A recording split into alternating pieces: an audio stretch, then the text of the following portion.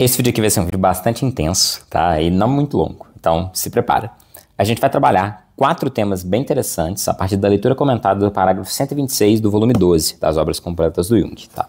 Que temas que a gente vai trabalhar? Então, a gente vai trabalhar primeiro com o porquê que é impossível ou indevido a psicologia se sustentar enquanto ciência a partir da análise de casos. A gente vai entender o porquê que o Jung não pedia para os pacientes ficar desenhando mandala, né? E essas paradas de caixa de areia, desenhar mandala, arte-terapia, tem pouco a ver com o jeito do Jung de trabalhar, vai ficar bem esclarecido, né? A gente vai ver como que a neurose, ela tem implícita nela a própria tratativa, ou seja, que é uma característica da doença psíquica, que a solução do conflito psíquico, né, que a própria cura já está presente na doença. Se eu entender o que o paciente tem, eu sei como tratá-lo. E, para fechar, eu acho que esse é o mais divertido aqui talvez, ou no mínimo mais intenso, a gente vai aprender com o Jung como que a gente consegue ofender as pessoas, mas assim, com muita elegância, né, mas sendo bem agressivo. Então vamos lá, eu já vou pular para o meio do parágrafo aqui, tá? Mas basicamente, vocês precisam entender que o contexto aqui é que o Jung está falando sobre mandalas. Abro aspas. Em casos como esses, a cautela nunca é excessiva, pois o impulso da imitação e a avidez mórbida de apoderar-se da plumagem alheia, pavoneando-se com ela, leva muita gente a fazer uso desse tipo de temas mágicos para uso externo, como se fosse um ungüento. O que isso daqui significa, né? E aí, comecei no meio do capítulo, mas enfim, é só para não ficar longo o vídeo. Qual que é a sacada aqui? O Jung ele tá falando que é muito natural, quando a gente está tratando como temas de mandalas ou de novo, arte-terapia, coisa com areia, qualquer tipo de ferramenta, e aí pode ser cadeira vazia também, se você gostar de psicodrama, gostar de Gestalt. Hoje em dia, né, TCC usa cadeira vazia virou de todo mundo, né? Mas a sacada é que, quando você está se apropriando desse tipo de tema mágico, é muito fácil, muito cômodo trabalhar ele como se ele fosse um ungüento, como se ele fosse, né, uma determinada invocação, uma magia. Mas você tem que ter muito cuidado para não se pavonear com a plumagem alheia. Inclusive, vocês vão ver que eu vou fazer uma leitura forte disso daqui, e essa vai ser a discussão mais para o final do parágrafo, sobre como que a gente tem que ter cuidado na hora de pensar teoria no caso da psicologia. Vão olhando para essa visão, assim, que o Jung está falando que pessoas que têm essas técnicas muito caricatas, elas estão se pavoneando com a plumagem alheia, e isso é um problema. Sigo. Na realidade, não hesitamos em fazer as coisas mais absurdas a fim de escapar à própria alma. Pratica-se yoga indiana de qualquer escola, seguem-se regimes alimentares, aprende-se de cor a teosofia, rezam-se mecanicamente os textos místicos da leitura universal, tudo isso porque não se consegue mais conviver consigo mesmo e porque falta fé que algo de útil possa brotar da nossa própria alma. O que o Jung está falando aqui? E agora fica um pouco mais claro o que ele está falando com pavonear-se da plumagem alheia. É muito natural, quando a gente está começando a buscar resposta dentro da psicologia, eu me voltar para os clássicos. Eu ler os textos de Loyola, eu olhar um pouquinho para como que a yoga apresenta, né, estrutura e técnicas de respiração e coisas de mindfulness e etc. Mas isso tudo é pavonear-se da plumagem alheia. Se você quer fazer a psicologia ela precisa em algum nível ser sua. Até porque, e aí eu acho que a leitura tem que ser casada, né? Isso daqui tem muito a ver com o volume 17, né, no parágrafo 202, quando ele fala que a gente precisa produzir, né, uma terapêutica nova para cada paciente. Na verdade, vai falar isso em vários trechos diferentes, né? Mas aqui tem um pouquinho a ver. Na psicologia, uma das hipóteses mais caras, apesar dela não ser universalmente verdadeira, é a de que nasce a cura do próprio processo da neurose. Ou seja, que eu não preciso me vestir de Lacan, eu não preciso me pavonear com a plumagem de Santo Agostinho, né, para conseguir entender sobre a alma humana. Que o contato com este sujeito humano tem algo de salvífico para ele.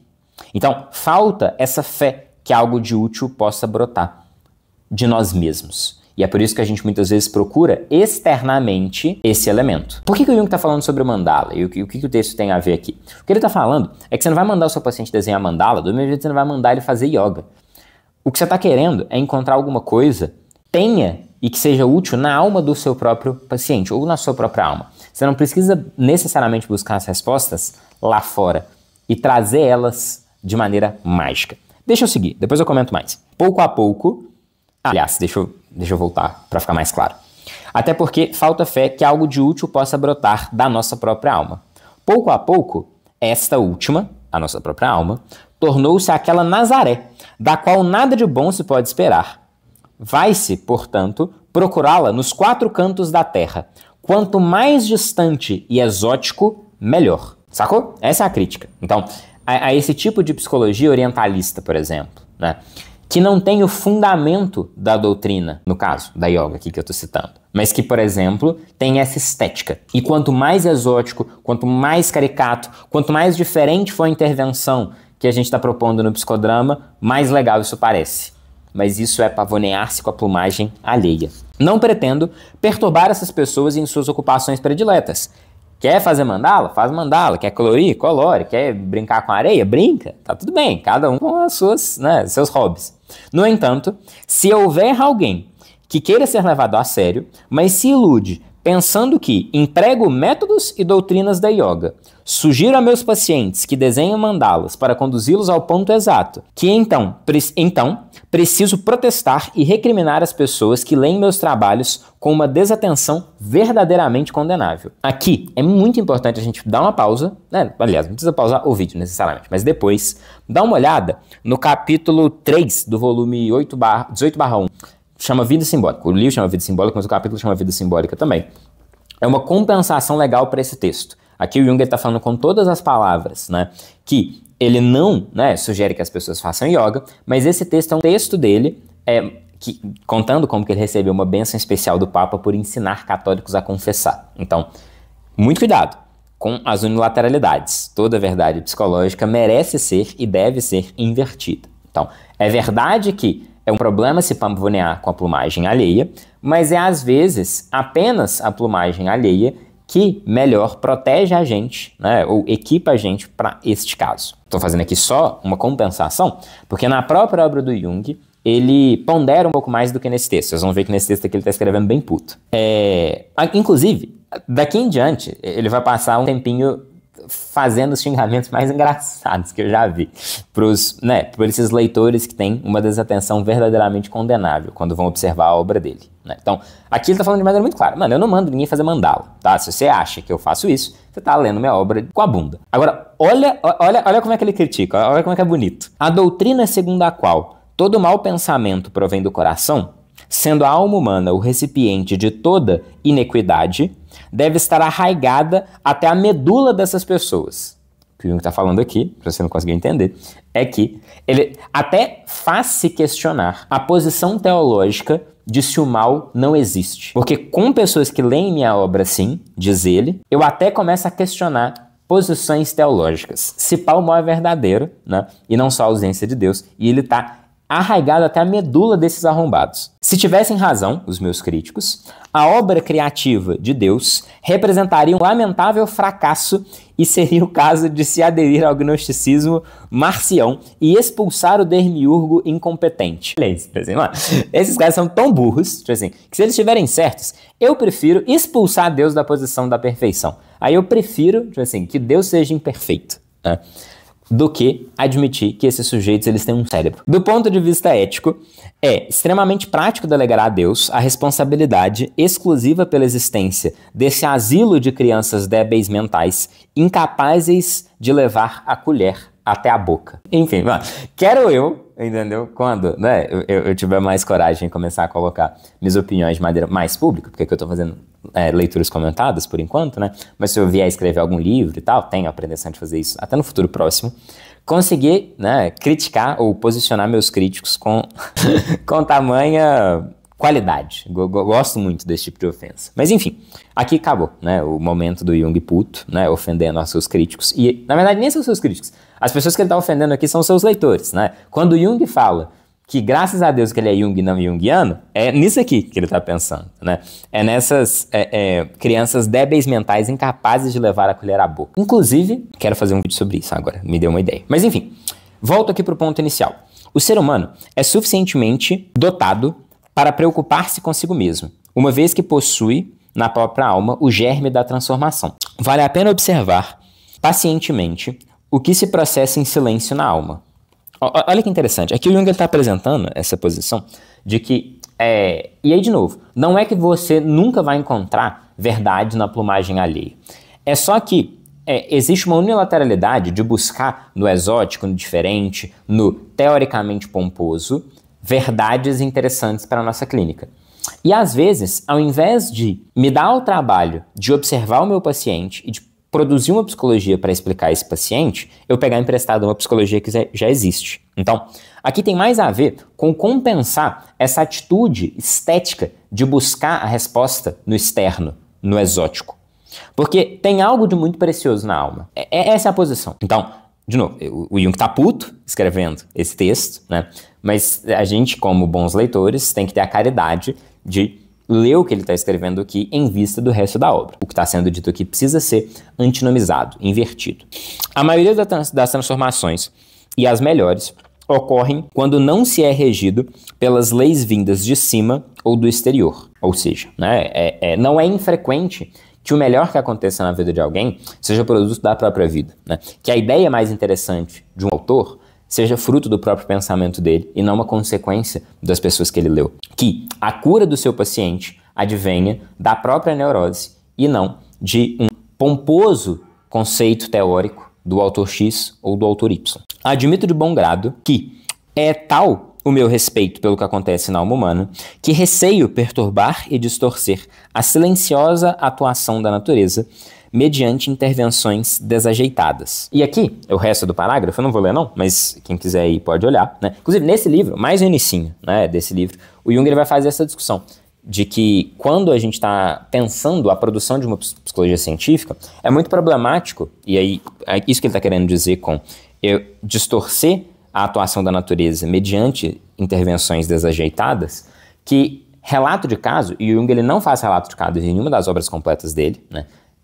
Ele faz vinhetas de casos, mas relato mesmo de casos que ele atendeu, tem nos seminários, porque ele estava dando aula informalmente. E o ponto dele é que a ciência da psicologia ela não pode se fundamentar em algo que só é observado pelo clínico. O relato de caso ele está muito sujeito a essas desajeitadas observações do clínico, né? A ser colorido pela personalidade e pelas crenças do clínico. Então, se a gente quer fundamentar uma ciência psicológica, a base não pode ser relato de caso. Quando ele está falando no seminário, por exemplo, seminário sobre análise de sonho, ele conta e apresenta um caso que ele atendeu. Só que isso é muito fundamental, porque ali ele está meio que dando conselhos práticos para as pessoas. Ele não estava produzindo pesquisa pioneira em psicologia.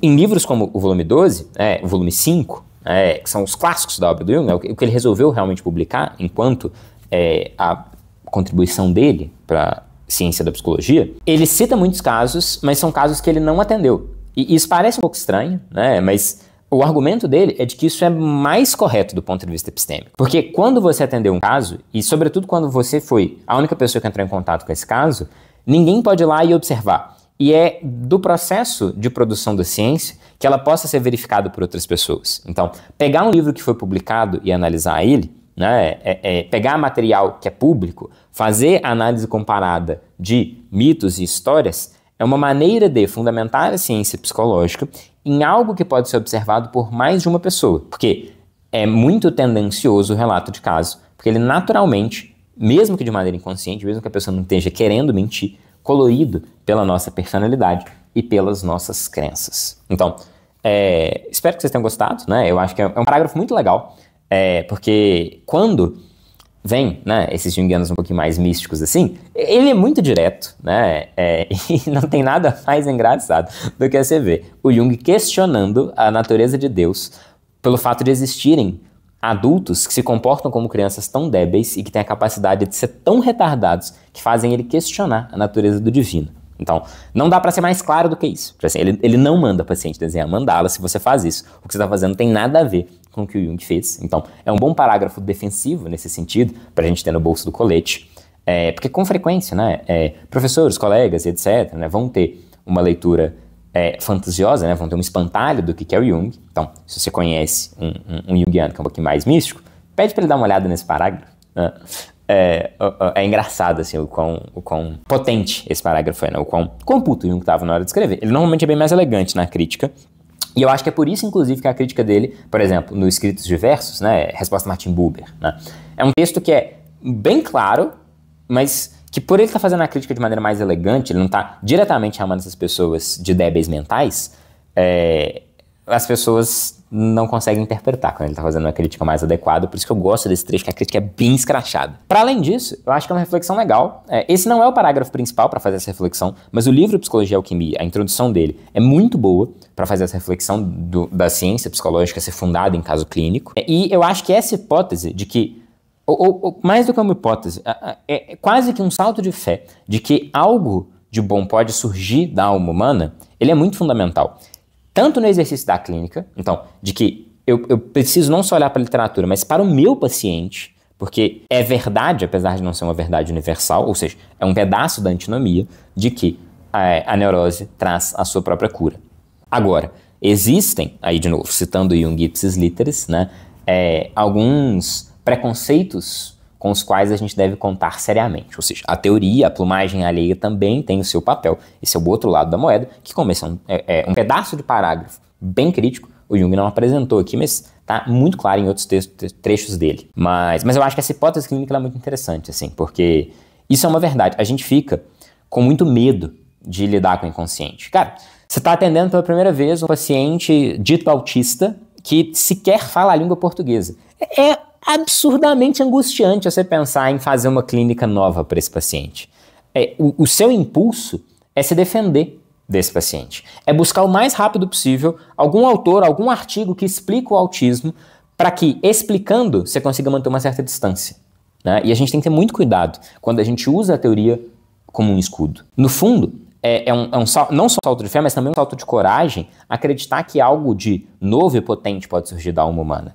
Que a gente não precisa se filiar a doutrinas e dogmas para se proteger do inconsciente. Que a gente pode estudá-lo, que a gente pode entrar em contato com ele, que eu posso, né, tanto no meu âmbito pessoal quanto no meu paciente, acreditar na potência da alma humana de produzir algo de muito mágico, de muito especial. E quantas vezes, né, eu conheci pessoas brilhantes que não conseguem executar uma boa clínica porque elas ficam demasiadamente presas na plumagem alheia. E no fundo, a sua personalidade, quem você é ferramenta inalienável. Apesar de que ela não é a única ferramenta que você dispõe, ela é talvez a única ferramenta que você não pode deixar de dispor dela. Enfim, espero que vocês tenham gostado do trecho, né? E é isso.